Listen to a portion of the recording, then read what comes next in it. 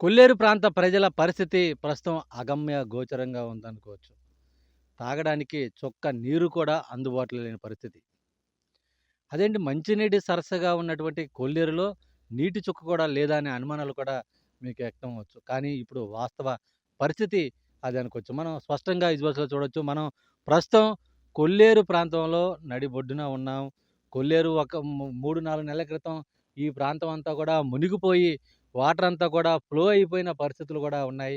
కానీ ఇప్పుడు పరిస్థితి అంతా కూడా దానికి విరుద్ధంగా ఉందని చెప్పుకోవచ్చు. ఎక్కడికక్కడ కొల్లేరంతా కూడా బీటులు మారి మొత్తం ఇలా ఆహ్, ఆకాశం వైపు కోరలు చూస్తున్న పరిస్థితులు కూడా ఉన్నాయి.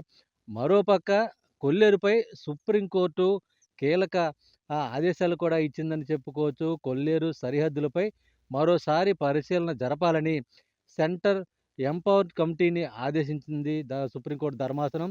ఈ నేపథ్యంలోనే కొల్లేరులో వన్యప్రాణులు అలాగే అభయారణ్యంపై తనిఖీ జరపాలని చెప్పి కూడా కేంద్ర సాధికార కమిటీకి కూడా ఆదేశాలు కూడా జారీ చేసింది. ఈ నేపథ్యంలోనే త్వరలోనే సీఈసీ కమిటీ కూడా ఈ కొల్లేరు ప్రాంతంలో పర్యటించనుంది. అయితే ప్రస్తుతం వాస్తవ పరిస్థితులు ఇక్కడ కూడా అటు పశువులకు కూడా తాగటానికి నీరు లేని పరిస్థితి. మొత్తం అంతా కూడా ఎక్కడికక్కడ కొల్లేరు ప్రాంతం అంతా కూడా ఎడారిని తలపించే విధంగా తయారైందని చెప్పుకోవచ్చు. అయితే మొత్తానికి ఇక్కడ ఉన్నటువంటి కొల్లేరులో ప్రైవేటు భూములను నోటిఫై చేయాలని సుప్రీంకోర్టును ఆశ్రయించినటువంటి ప్రైవేటు మత్స్యకారుల సంఘం కోరిక మేరకు కొల్లేరు ప్రస్తుతం స్థితిగతులపైన నివేదిక అందించాలని చెప్పి సీఈసీకి సుప్రీంకోర్టు ఆదేశాలు ఇచ్చింది.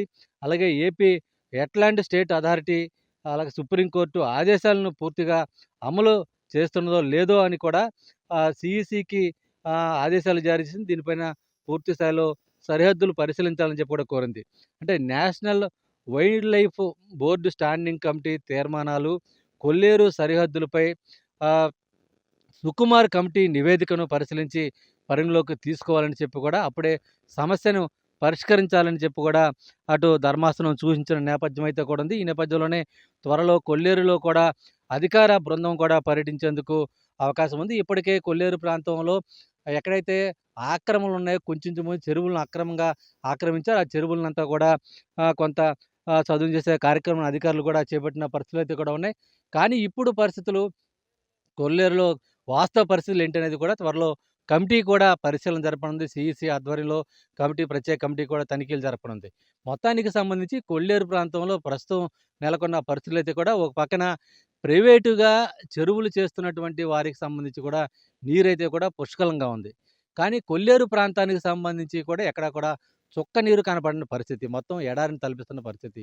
ఈ నేపథ్యంలోనే ఇప్పుడు ప్రధానంగా గతంలో 2019లో గానీ, ఆ తర్వాత గానీ కూటమి నాయకులైతే కూడా కొల్లేరుకు రెగ్యులేటర్లు ఏర్పాటు చేయాలి.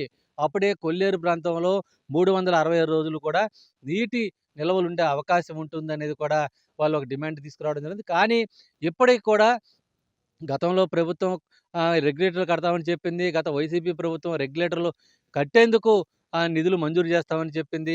కానీ ఇప్పటికి కూటమి ప్రభుత్వం వచ్చి సంవత్సర కాలం గడుస్తున్నప్పటికీ కూడా ఇంకా ఆ రెగ్యులేటర్ల నిర్మాణానికి సంబంధించి ఊసే ఎత్తలేదని చెప్పి కూడా ఈ కొల్లేరు ప్రాంత ప్రజలు కూడా చెబుతున్నాడు. అంటే ప్రభుత్వాలు మారుతున్నాయి గానీ తమ సమస్యలు పరిష్కారం కావటం లేదు అనేది కూడా కొల్లేరు ప్రాంత ప్రజలైతే కూడా కొంత ఆవేదనకు గురవుతున్న పరిస్థితి కూడా ఉంది. మొత్తానికి ఇప్పుడు ప్రస్తుతం కొల్లేరులో కనీసం పశువులు తాగేందుకు కూడా నీరు నిల్వ ఉండటం లేదు. నీరు ఉండటం లేదనేది కూడా చెప్తున్నారు. మరో పక్కన కొల్లేరు ప్రాంతంలో ఉన్నటువంటి కలుషితమైన నీరు త్రాగటం వలన పశువులకు గర్భాలు కూడా రావటం లేదు.